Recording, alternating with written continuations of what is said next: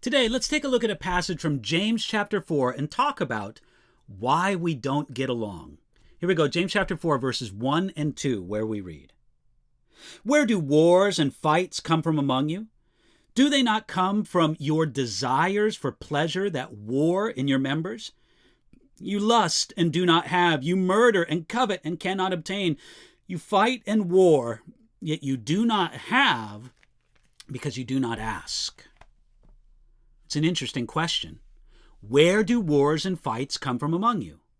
James accurately described strife among Christians with the terms wars and fights.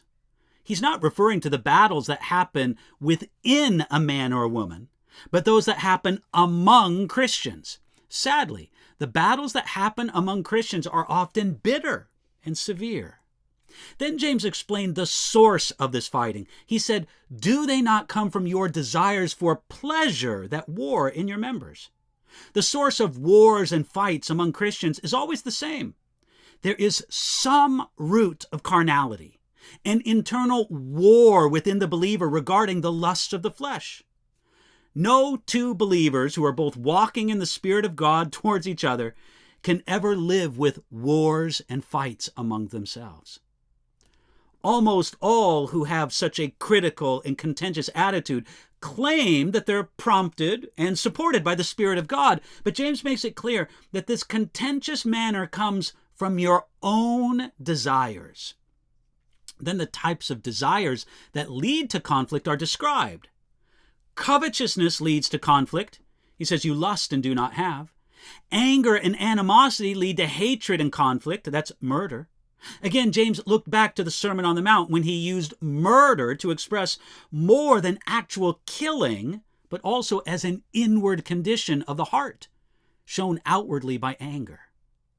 But it all ends in futility. James said, "Yet you do not have." This points to the futility of the life lived for the desires for pleasure. Not only is it a life of conflict, but it is also a fundamentally unsatisfied life. This is the tragic irony of the life lived after worldly and fleshly desires. It never reaches the goal that it gives everything for. This fundamental dissatisfaction is not because of a lack of effort. We work hard in the effort to fulfill the desires, yet you do not have.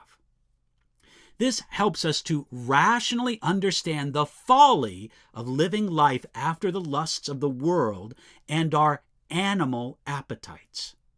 In respect to some desires, you'll feel unsatisfied. Therefore, you're tempted to fulfill that sinful desire because you think or hope that it may be satisfied, but James reminds us that it will never be satisfied.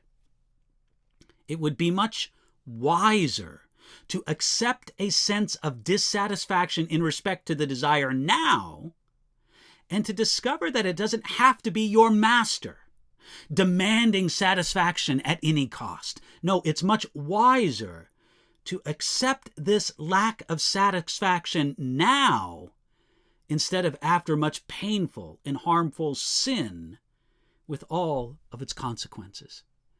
Friends, may God give us the wisdom to put Him first and to not let our sinful desires master over us.